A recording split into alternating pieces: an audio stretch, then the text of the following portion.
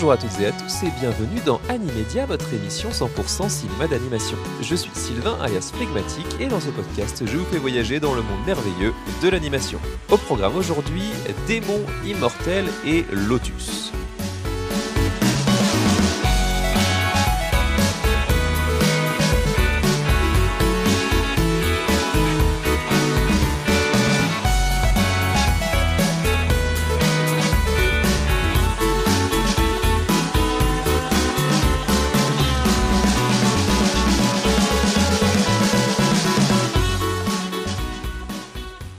Ni hao la famille.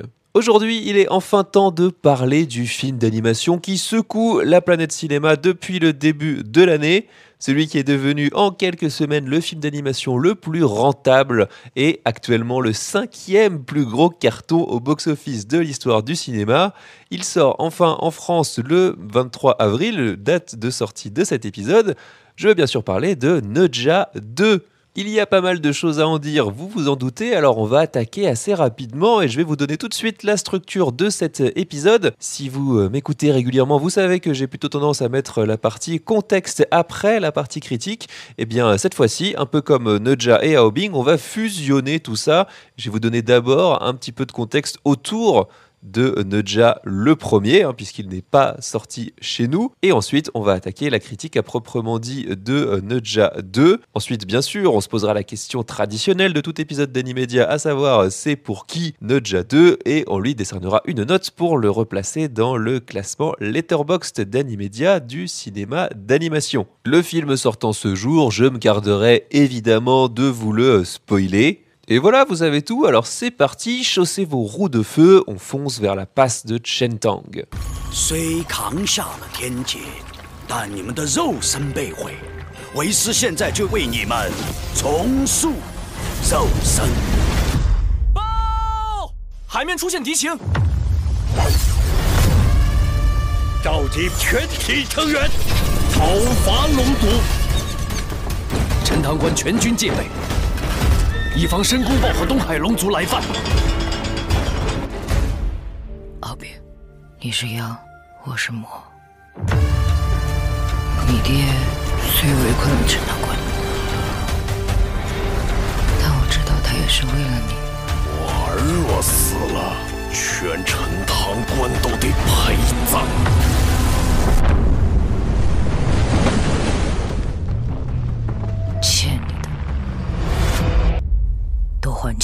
Nezha, enfant démon élevé par des humains, forme une alliance précaire avec le prince dragon Aobing au cours d'une bataille épique destinée à protéger leur clan. À la suite de cette bataille, l'âme d'Aobing s'intègre au corps de Nezha, qui s'embarque alors dans une quête dangereuse pour un élixir qui peut restituer la forme physique d'Aobing. Pendant ce voyage jalonné d'affrontements avec des démons, il découvre une conspiration qui va déclencher une guerre dévastatrice entre le ciel et la terre. Nezha doit alors déjouer ses forces traîtresses pour protéger ce qui lui est cher.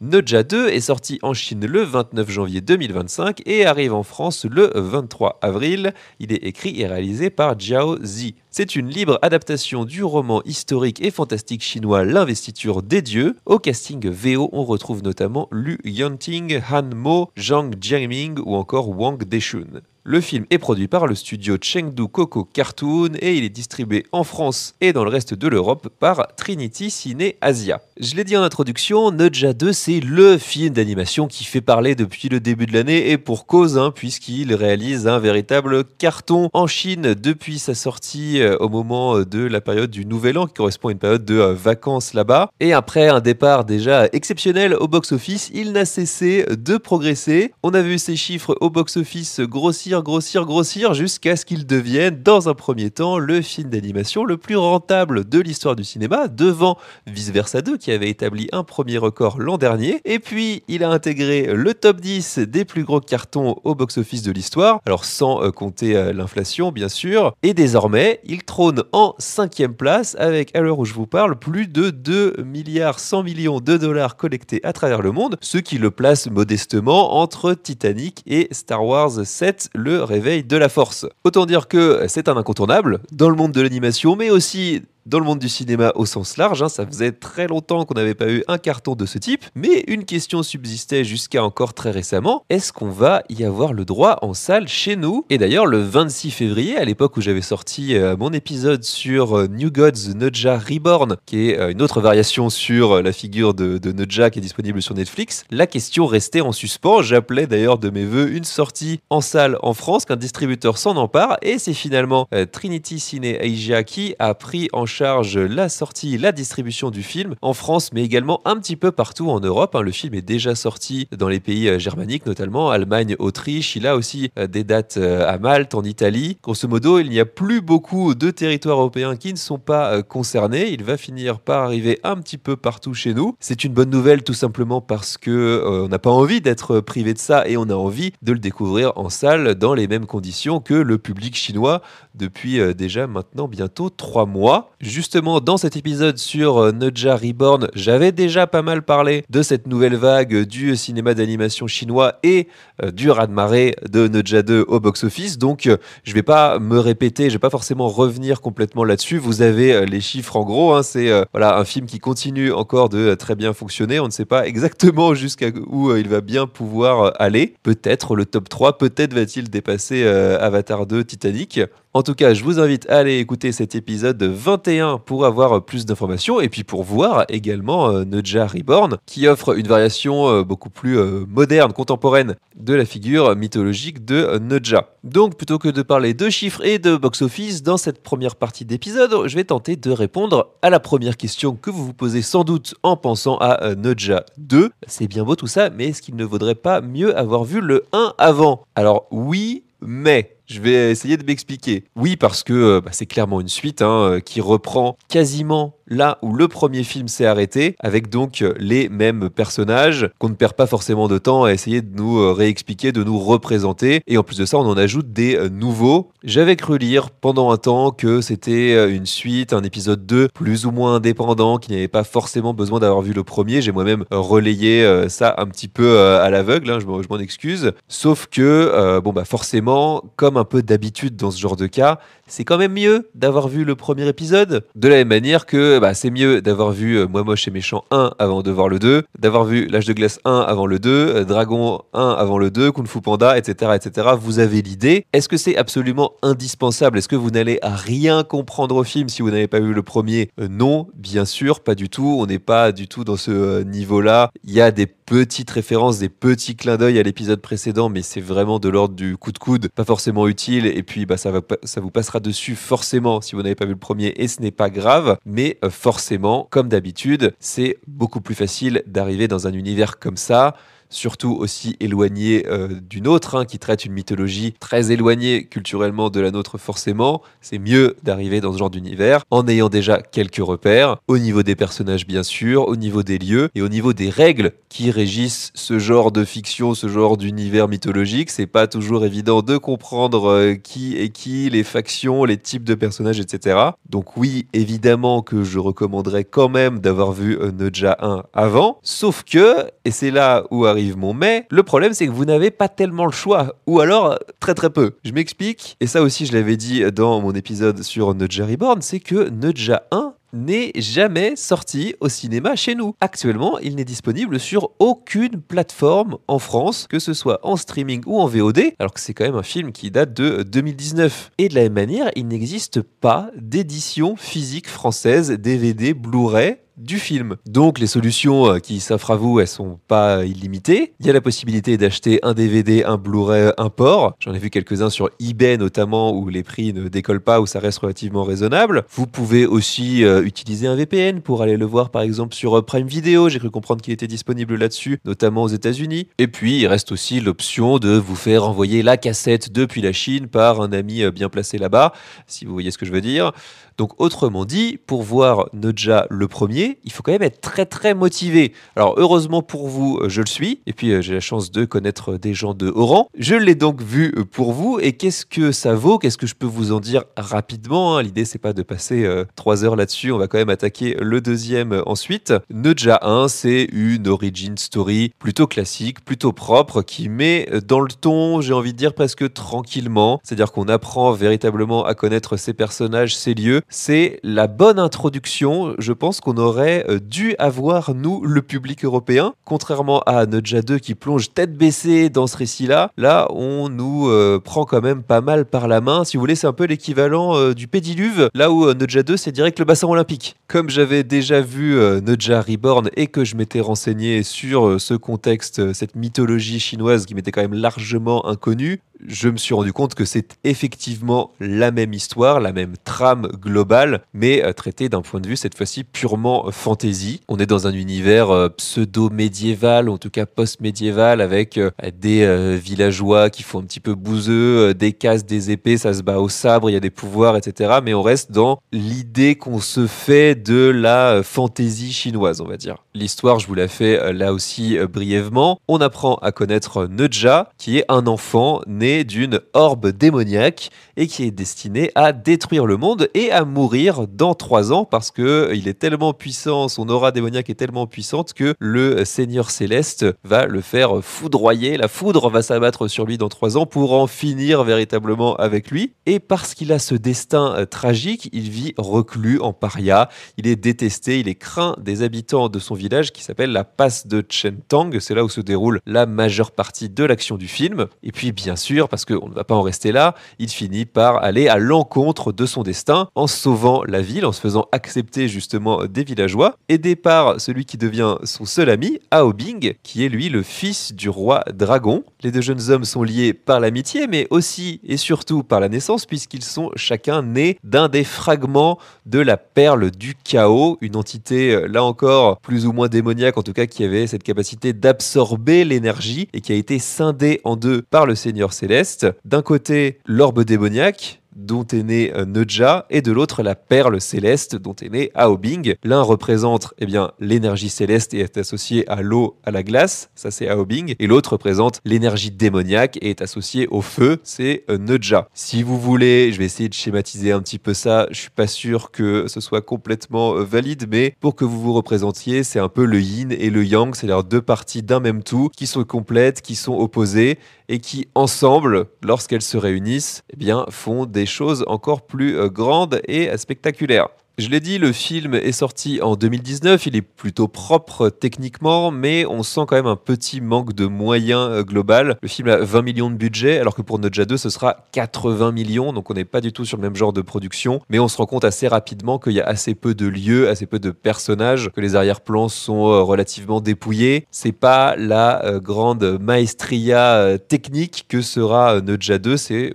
beaucoup plus modeste. L'histoire, elle aussi, est assez classique. Techniquement, par contre, et artistiquement surtout, c'est très très réussi. Les scènes d'action sont vraiment bien mises en scène. Il y a cette technique qui va être reprise dans le deuxième, vraiment de speed ramping, c'est-à-dire d'un coup on va ralentir l'action avec un effet de ralenti, c'est énormément utilisé. Et puis on la réaccélère pour donner vraiment un impact, notamment au niveau des coups. Mais c'est vrai que dans l'ensemble, ça se regarde quand même assez bien. Je trouve que le montage est assez posé, assez propre. On a quand même des plans qui sont assez longs lors des scènes d'action. C'est pas du tout super cut, c'est assez agréable à regarder vraiment. Alors bien sûr, au-delà de ça, il faut se faire à quelques petites spécificités locales, je mets des guillemets. J'en avais parlé un petit peu dans Neudja Reborn, il y a une certaine radicalité, un côté un petit peu excessif du cinéma d'animation chinois, et là on est complètement dedans avec en plus un côté un peu potache, un peu rigolard. C'est-à-dire que là, Neudja, il va taper du villageois, mais un petit peu gratos, et de la villageoise d'ailleurs, hein, les femmes sont absolument pas épargnées par ça, donc ça fait un petit peu bizarre. Hein. Et puis, bon, je suis pas forcément le premier client de ce genre de truc, il y a pas mal de blagues de pas toujours d'un très bon goût. Ça tourne, vous pouvez l'imaginer, autour du prout,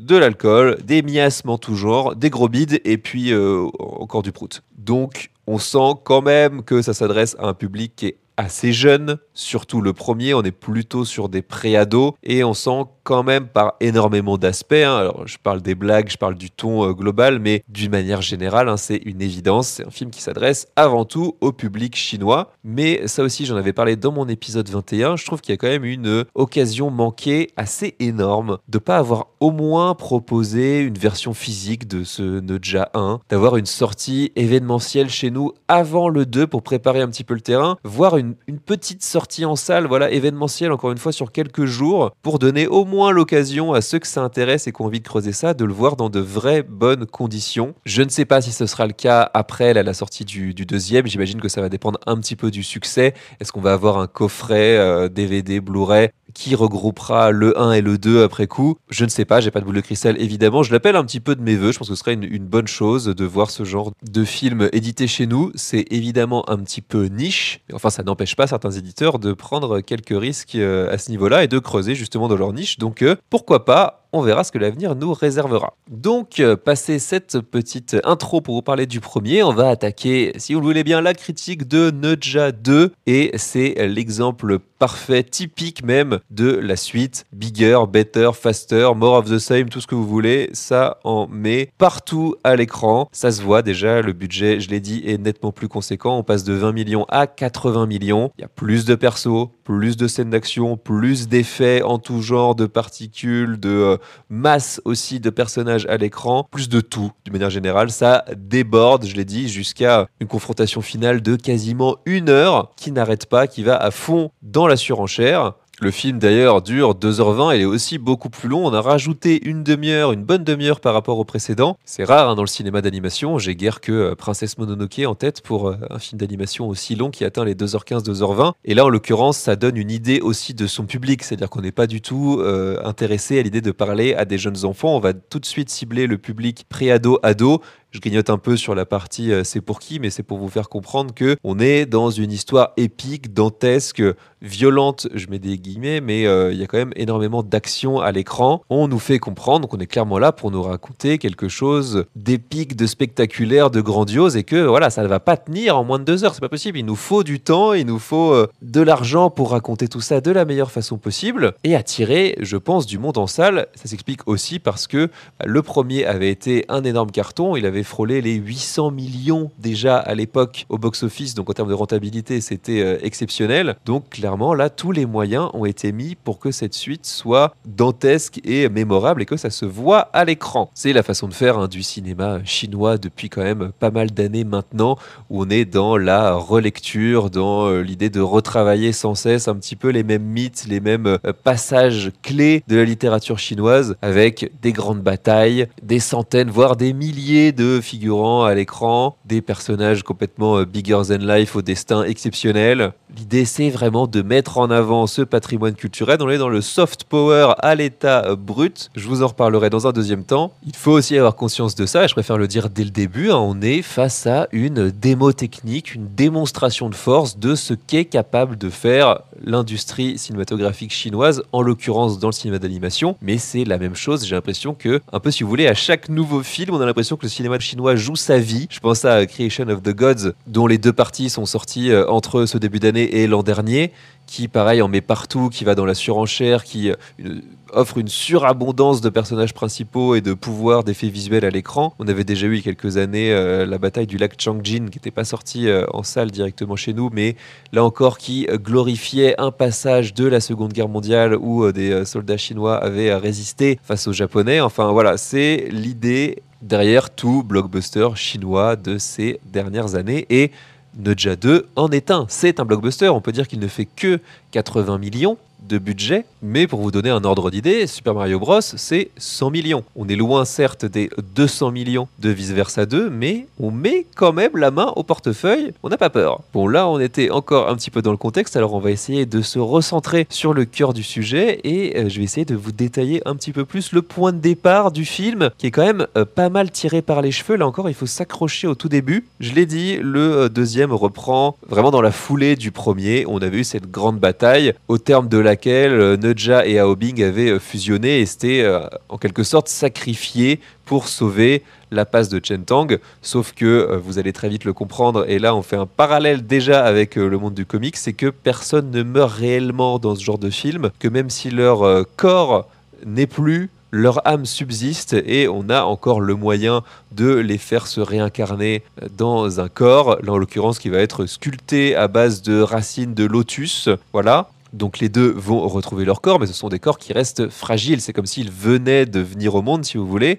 Sauf que tout de suite, ils sont attaqués. Aobing défend Neja et son corps à lui meurt immédiatement sous l'effet de cette attaque. Et cette fois-ci, pour que son âme continue de vivre, il fusionne avec Neja. Sauf que une âme ne peut survivre dans un corps qui n'est pas le sien que durant 7 jours, ce qui nous fait un compte à rebours quand même bien pratique d'un point de vue scénario. Neja doit donc aller passer un test au temple Yukshu, qui va être l'autre lieu principal de ce film. Et le test consiste en capturer 3 démons pour acquérir le statut de l'immortalité, devenir un immortel. Et une fois qu'ils sont immortels, qu'ils ont passé ce test-là, ils ont le droit de demander n'importe quel objet qui se situe dans le temple. Et parmi ces objets, s'en trouve un qui permet de redonner vie au lotus, qui va reconstituer le corps de Aobing, dans lequel il va pouvoir replacer son âme. Voilà, ça c'est le premier constat de début, mais ce n'est pas tout, ce n'est pas fini, accrochez-vous, puisque 2 âmes, un corps, ça pose quand même un petit peu problème, il y a un problème de synchronisation là-dedans, quelle âme prend le dessus, et s'ils ne sont pas tout à fait en synchronisation, ils n'arrivent pas à se battre, c'est ce qui arrive, donc pour chasser les démons c'est un petit peu compliqué quand même, d'autant que le temple de Yukshu a quand même cet idéal de pureté pour devenir un immortel, voilà, il faut être plutôt du côté céleste que du côté démoniaque si vous voulez, donc plutôt du côté Aobing que du côté Neja, ce qui fait que Neja ne peut pas révéler sa vraie nature démoniaque, donc il va falloir que Aobing prenne le dessus sur lui. Et qu'est-ce qu'ils vont trouver pour ça ? Il va prendre des pilules qui vont le faire dormir pour permettre à Aobing de prendre le contrôle et de se battre correctement, de vaincre les démons, de devenir un immortel, etc. etc. Ça, c'est la première partie du film, la première moitié. C'est très opératique. On passe d'un démon à un autre, un combat à un autre, une scène à un autre. Dit comme ça, ça a l'air un poil redondant. C'est pas loin de l'être. C'est pas la partie la plus passionnante du film, mais c'est quand même entrecoupé de rebondissements puisque pendant ce temps, la passe de Chen Tang est assiégée et là on fait rentrer une autre faction, les 4 rois dragons et leur armée qui avaient attaqué le village en pensant que à la fin du premier film, Neja avait tué Aobing. Donc ça quand même, c'est là où je vous dis qu'il vaut peut-être mieux avoir vu le premier. Faut quand même s'accrocher. Là-dessus, on ajoute l'ancien mentor de Aobing, Shen Gongbao, qui était le vrai méchant du premier film et qui cherche ici à s'offrir une sorte de rédemption. Il est entre les deux camps, il joue un peu sa propre carte. C'est pas encore de quel côté il va basculer. D'ailleurs, on rencontre son frère, son père. Bref, il y a vraiment beaucoup de monde. Et au premier visionnage, c'est pas super évident de comprendre qui est qui joue dans quel camp, quelles sont leurs motivations. Parce que oui, j'ai vu le film 2 fois. J'ai raté la projection presse, je l'ai pas vu en salle, mais j'ai pu le voir depuis chez moi. D'ailleurs, il y avait une traduction au niveau des sous-titres, je sais pas si elle était un petit peu approximative, mais le problème c'est que tout le monde s'appelait frères entre eux, même ceux qui n'étaient pas frères de sang, mais qui traduit un certain lien entre 2 personnes qui sont du même statut, si vous voulez. Sauf que ça me portait à confusion, parce que j'ai l'impression que tout le monde était frère depuis le début, sauf qu'en fait non, il y en a qui sont vraiment frères, d'autres pas. Je pense que la traduction sera un petit peu mieux dans la version salle que vous aurez, et que tout ça sera un petit peu plus clair. Mais voilà, pour vous dire, moi j'ai quand même préféré voir le film 2 fois avant de vous faire cet épisode pour pas raconter n'importe quoi tout simplement. Mais attendez, c'est toujours pas fini parce que le film adore flouter les frontières, jouer sur les quiproquos, les trahisons, les renversements de situation entre différents groupes. On a plein de parties impliquées là-dedans et si vous voulez, ça m'a fait penser un petit peu à Pirates des Caraïbes 3. Je sais pas si vous vous en souvenez, mais il y a aussi cette abondance de personnages, de parties, de gens qui se trahissent, qui se font confiance et puis en fait non, qui jouent leur carte solo et qui s'allient avec un autre, etc. Et au bout d'un moment, on perd un petit peu le fil. On n'en est pas complètement là quand même dans Neja 2. Je noircis un petit peu le tableau, mais ça reste relativement basique quand même. Mais ce qu'il ne faut pas négliger, c'est quand même la couche d'esthétique et de culture chinoise par-dessus. On retient quand même un petit peu moins facilement les prénoms et les statuts de personnages quand ils sont très très éloignés de notre culture et de notre langue que un William Turner ou un Elizabeth Elizabeth Swann ou un Jack Sparrow si vous voulez. Et puis bien sûr parce que le premier avait déjà cartonné, que je pense que personne n'attendait autre chose du deuxième qu'il cartonne, alors sans doute pas à ce point-là, mais quand même, c'est vraiment en train de devenir une franchise à part entière. On est déjà en train de nous installer des éléments pour le troisième film, des personnages qui sont esquissés ou qui disparaissent du récit à un moment ou à un autre, on les retrouve à la fin. Il y a non pas une mais deux scènes post-génériques, donc restez quand même bien jusqu'à la fin. On est en train de faire du teasing pour la suite, c'est une évidence, et donc ça rajoute encore plus à ce lore, à cet univers. On va nous rajouter des frères, on va nous rajouter des membres de la famille, vous inquiétez pas, il y en aura pour tout le monde. Je pense que le 3 ce sera un joyeux bordel. Bon, forcément avec tout ça on comprend un petit peu mieux pourquoi le film dure 2h20, hein. On n'est jamais à un rebondissement près, il en faut toujours plus, et d'ailleurs jusqu'à la toute fin, jusqu'à la dernière scène d'action, on nous introduit encore des nouvelles personnages, ou en tout cas des nouvelles transformations, des nouvelles aptitudes de combat, etc. Et ça, bon, pour le coup, on va pas bouder notre plaisir, c'est quand même hyper satisfaisant. La direction artistique, de manière générale, est sublime. Je vais pas trop en dire, ça serait un peu difficile à décrire, mais j'ai un exemple de l'arrivée justement au temple de Yukshu, qui est entièrement en jade verte et jade blanche. Et au moment où ils arrivent, on a des oiseaux en jade qui arrivent de partout et qui enveloppent les personnages. Enfin, il y a quand même des plans, des vistas qui sont assez sublimes. Il y a un personnage aussi qu'on voit très brièvement, mais qui se transforme, qui devient une montagne. Et là, on a pareil des effets de particules un peu dans tous les sens. C'est quand même très très beau. On va pas se le cacher, on va pas bouder notre plaisir là-dessus. Les designs et les capacités martiales des personnages, et ça c'est plutôt bien fait, reflètent leur personnalité, hein. Et on est toujours basé d'ailleurs sur des éléments naturels, que ce soit les éléments principaux, c'est-à-dire que Neja contrôle le feu, Aobing la glace. On a un personnage qui va utiliser un bâton avec des racines, donc lui c'est plutôt la terre, la foudre aussi, qui était déjà présent dans le premier mais qui revient via un autre personnage, ou alors la nature. On a des personnages qui sont en fait des oiseaux, des cerfs, enfin il y a toujours quelque chose de très ancré avec la faune, avec les éléments, et ça je trouve que c'est plutôt bien utilisé. Et sans trop en dire là aussi, au-delà de ça, il y a quand même de super idées qui sont introduites, et ça dès la première scène, hein. On a une scène de combat, un siège, c'est justement quand la place de Chen Tang est assiégée par les monstres qui sont assujettis aux dragons, qui sont en fait des monstres marins, et à un moment donné on a juste une arme de siège qui lance un énorme boulet de canon. On pense que c'est tout, et en fait ce boulet de canon se scinde en plusieurs crabes géants qui vont à leur tour se battre, etc. Enfin il y a quand même de super bonnes idées, et c'est hyper généreux là-dessus. Je pense que c'est un peu le mot-clé autour de ce film, c'est la générosité. Il y en a vraiment dans tous les coins. Et alors la dernière scène, je vous en parle même pas, ne serait-ce que pour pas vous spoiler, mais vraiment on a des nuées de personnages qui s'affrontent les uns aux autres. Enfin on les discerne à peine, hein. L'idée justement c'est pas de discerner chaque personnage, mais d'avoir cette sensation de gigantisme. Ça me fait penser un petit peu à ces jeux vidéo où on combat des armées entières, les Musou, qui se passent pour la plupart d'ailleurs dans la mythologie chinoise, là encore. C'est exactement ça l'idée, on en met partout. Parce que c'est une suite bigger, better, tout ce que vous voulez, eh bien on va creuser un petit peu plus justement dans ce lore, et le film introduit une dualité entre d'un côté les immortels, de l'autre les démons. Alors encore une fois, c'est pas évident pour nous, je trouve, de faire la différence au départ, parce que ça se joue pas tant au niveau de l'apparence physique, ça se joue pas tant au niveau des capacités, mais d'une certaine idée de la pureté. En gros, un démon peut devenir un immortel s'il passe par un processus de purification. C'est justement ce que cherche à faire Neja, et c'est ce que cherche à faire d'une manière générale la secte du temple de Yukshu, c'est-à-dire ils capturent des démons pour ensuite leur faire un genre de lavage de cerveau, ou en tout cas les entraîner pour faire en sorte qu'ils se purifient et deviennent des immortels. Une fois qu'on est un immortel, on est estimé, on est révéré, là où le démon, vous l'avez compris, il est plutôt craint et détesté. C'est exactement ce que vivait mal Neja dans le premier film, et puis en sauvant justement la passe de Chen Tang, les villageois, ils ont appris à l'accepter en tant que démon et à se rendre compte qu'il n'était pas si démoniaque et malfaisant que ça. Et puis on ajoute à ça les monstres que sont justement les dragons dont on a parlé, dont Aobing fait plus ou moins partie, hein. À un moment on a cette phrase là qui m'a fait prendre conscience de ça, justement, où Neja dit à Aobing, eh bien moi je suis un démon, toi t'es un monstre. Donc c'est encore différent des immortels, si vous voulez. On a les dragons, on a leurs sbires là, les crabes, les poissons, les requins, les poulpes qui se battent avec eux. Et puis on a aussi des humains quand même, comme les parents de Neja, c'est ce qu'on nous nous dit, c'est qu'il a été élevé par des humains. Mais alors attention, hein, des humains au sens mythologie chinoise du terme, à savoir qu'ils ont quand même des super pouvoirs, hein, faut pas déconner. À un moment, ils doivent partir de leur village où ils doivent aller à un autre endroit. Ils sautent et ils volent carrément.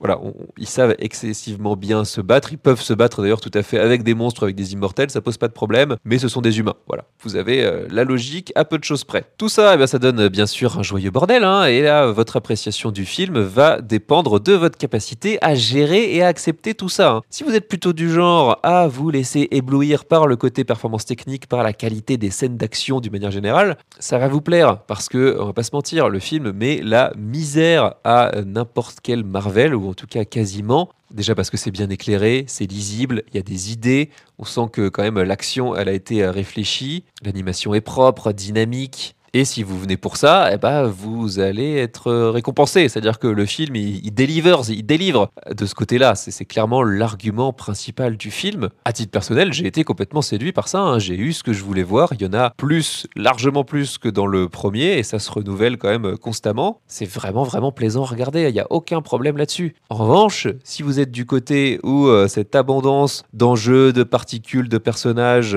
ça vous pose problème, mais alors là, vous allez lâcher l'affaire très, très vite. Et vous allez aussi vous rendre compte, que ça c'est quand même un des points négatifs du film, c'est compliqué de le passer sous silence, que le fait d'avoir une surabondance de personnages, beaucoup d'action, ça fait que les personnages sont pas forcément beaucoup plus travaillés que ça. On est très très centré forcément sur Neja et Aobing, même si j'ai l'impression qu'il était presque plus détaillé dans le premier. Il y avait quand même cette relation à son père qui était beaucoup plus ambivalente. Là, on a la secte du temple Yukshu qui prend un petit peu plus de place, et d'ailleurs le film, au-delà de l'action, il a quand même des thématiques très très claires, et cette secte-là en fait partie. Puisque bon, sans trop dévoiler là encore, j'essaye, mais le modèle de la secte va quand même assez vite être remis en question. En tout cas, on va se rendre compte qu'il est peut-être pas aussi idyllique qu'on pouvait le penser. Et là, on dérive potentiellement vers une certaine critique de l'impérialisme, en tout cas d'une puissance qui a la main mise sur quand même tout un pan de la société et qui assouvit ses sombres desseins en sous-main, avec une idée sous-jacente de pacifier le monde commun, tout en véhiculant une certaine morale assez puritaine. Donc on est quand même pas très très loin là, hein, voire on est quand même en plein dedans. Une certaine critique de l'impérialisme et de l'autoritarisme américain. Alors ça peut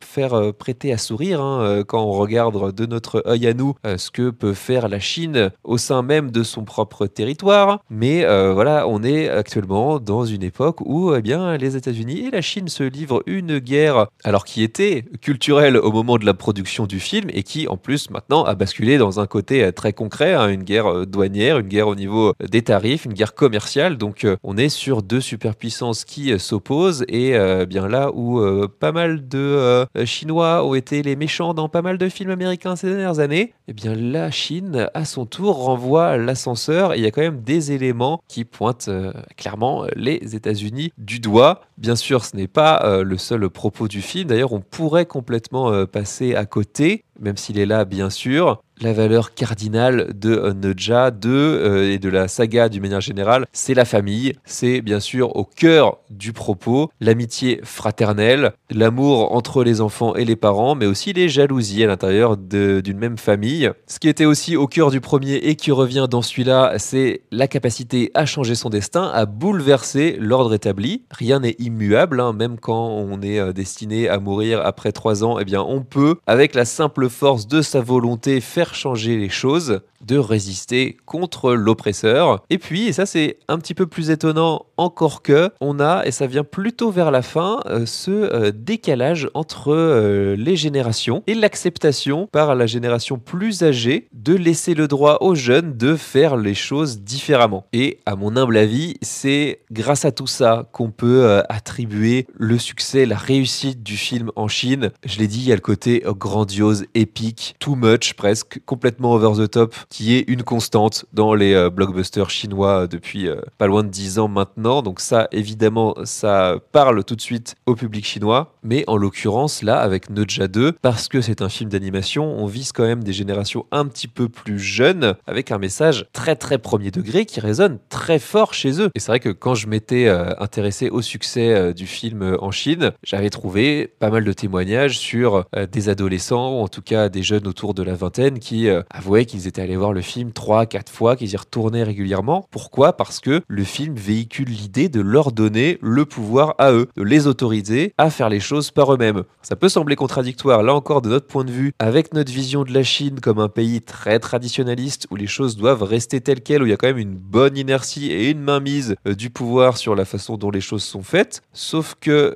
c'est mon point de vue, venez me dire si je suis complètement à côté de la plaque, c'est aussi un pays qui a toujours su capitaliser sur ses forces vives, qui sont innombrables, plus d'1 milliard depuis quand même pas mal d'années maintenant, 1,4 milliard aujourd'hui, avec l'idée d'en faire l'atout de la nation pour demain. Donc l'idée, c'est de leur parler à eux, de leur montrer qu'ils peuvent devenir ce qu'ils veulent, qu'ils peuvent résister à l'envahisseur, si on peut dire, ou en tout cas à une forme de puissance dominante qui viendrait d'ailleurs, tout en étant hyper loyal avec leurs amis et leur famille, bien sûr. Est-ce que ça suffit à expliquer le carton atomique du film, les plus de 2 milliards au box-office ? Bien sûr que non, mais le résultat, c'est qu'on a un film qui est épique, galvanisant, en plus, et ça je l'ai déjà dit, d'être une formidable démo technique qui n'a rien à envier aux productions américaines qui faisaient, il y a quelques années encore, des énormes cartons au box-office chinois et qui sont de plus en plus remplacés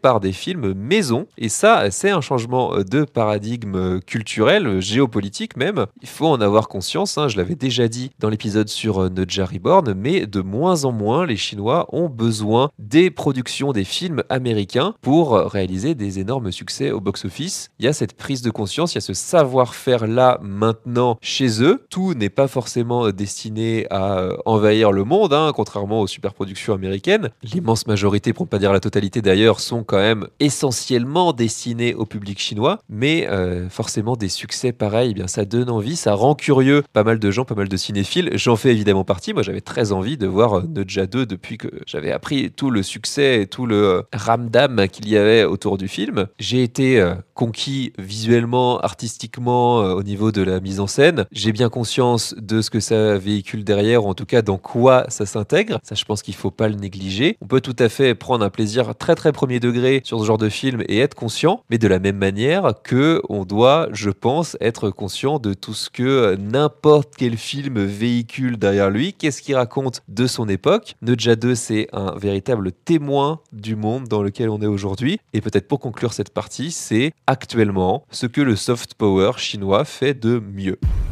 Nodja, 下次见面，是敌非友。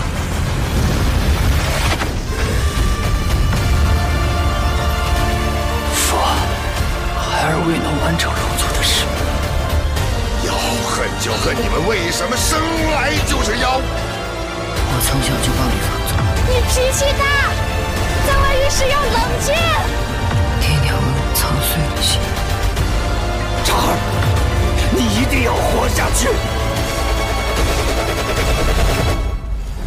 小爷是魔，那又如何？ On en arrive à la question rituelle de tout épisode d'Animedia, à savoir, c'est pour qui Nodja 2 ? Je vais être assez rapide parce que j'ai l'impression d'avoir quand même déjà pas mal répondu à cette question précédemment. C'est avant tout, vous l'avez compris, pour le public chinois, des ados aux jeunes adultes. Il y a 5 ans d'écart entre Nodja 1 et Nodja 2 et le public cible a vieilli et reflète justement cet écart. On sent qu'on va plutôt taper dans la case jeunes adultes, là où le premier se destinait plutôt aux ados. Maintenant qu'il est chez nous, à qui il pourrait s'adresser ? On a déjà un public curieux, qui est amateur de fantaisie chinoise ou du moins de cinéma chinois, mais de films d'action, avant tout de fantaisie quand même d'une manière générale, et d'un certain type d'action complètement débridé. Mieux vaut aussi avoir quand même une certaine tolérance au mauvais goût, surtout au début, puisque quasiment dès les premiers plans du film, Nodja et Aobing, avant d'être sculptés, sont littéralement des énormes cacas. Voilà, il faut quand même le dire, il faut le savoir, comme ça vous ne serez pas surpris, c'est normal. Ensuite, ça s'atténue quand même un petit peu, le film devient de plus en plus serious business, mais il y a quand même ce petit fond de beaufry un petit peu, je dirais, quoi. Bon, de la même manière qu'on pourrait tolérer des comic relief un petit peu insupportables dans les films américains, hein, c'est un petit peu la même logique si vous voulez. Et puis à qui se destine enfin? Eh bien, si vous voulez comprendre tout simplement ce qu'est ce phénomène, pourquoi ça cartonne autant, en tout cas avoir des éléments de réponse, eh bien allez-y, hein, c'est à vous. Alors ça demande un petit peu d'ouverture d'esprit quand même, hein, de se défaire de l'ethnocentrisme, de regarder un film qui n'est pas pensé pour nous. C'est pas si évident et c'est pas si commun, mine de rien. Donc il y a quand même une démarche assez cinéphile là-dedans, je préfère prévenir. Et puis bien sûr, ce n'est pas pour vous si vous ne jurez par exemple que par le cinéma d'animation européen d'auteur. Là, autant vous dire que vous n'allez pas comprendre grand-chose et que 2h20, ça va vous sembler très long. On en arrive à la note pour classer Neudja 2 dans le grand classement Letterboxd d'Animedia et je vais lui attribuer la note de 3,5 sur 5. En résumé, les points positifs, c'est un peu quand même le film plus épique tu meurs, hein. Je l'ai déjà dit, il y en a partout, la dernière partie est grandiose. C'est quand même assez long. Ça rentre plutôt dans les points négatifs. On aurait pu facilement enlever un petit quart d'heure sans que ce soit trop dérangeant, hein. Ça tire un petit peu à la corde quand même au niveau de certaines scènes. Pour revenir dans le positif, artistiquement, visuellement, au niveau de la direction artistique, de l'animation, de la mise en scène, c'est sublime. On se fait hyper plaisir pendant les scènes d'action. Des combats entre personnages mythologiques, entre personnages fantastiques qui utilisent leurs capacités, qui se renouvellent. Et en plus, c'est pas trop cut, on a une bonne mise en scène qui se cale bien pour nous montrer et pour qu'on comprenne bien ce qui se passe. Ça, c'est quand même un plaisir. C'est un peu les bases, hein, mais on est très très content que ce soit là quand même. Et puis forcément, du côté des points négatifs, cette profusion, elle nuit quand même pas mal à la qualité des personnages qui sont esquissés plus que vraiment travaillés, développés. On s'y perd, c'est très facile de s'y perdre entre toutes ces factions, entre tous ces persos, leurs liens, etc. Moi, je vous le dis, j'ai vraiment dû voir le film 2 fois pour vraiment bien comprendre tout ça. Et puis, forcément, on se serait bien passé, en tout cas, en ce qui me concerne, des blagues pipi, caca, vomi. Hein, voilà, c'est quand même assez peu mon truc d'une manière générale. Mais dans l'ensemble, c'est hyper représentatif de ce qu'est aujourd'hui un blockbuster chinois. Et si vous ne devez en voir qu'un pour vous faire une idée, en tout cas pour vous représenter, c'est Neudja 2. Au niveau du classement, ça le replace derrière Minuscule 2, qui est lui aussi un film d'action-aventure assez épique, mais on est sur une échelle quand même assez différente. Ça le met au même niveau que Neudja le premier, qui est techniquement moins abouti forcément, mais qui est plus ramassé. Et forcément, en comparaison, on y gagne quelque part. Et ça le met devant Rio 2. Alors, rien à voir, mais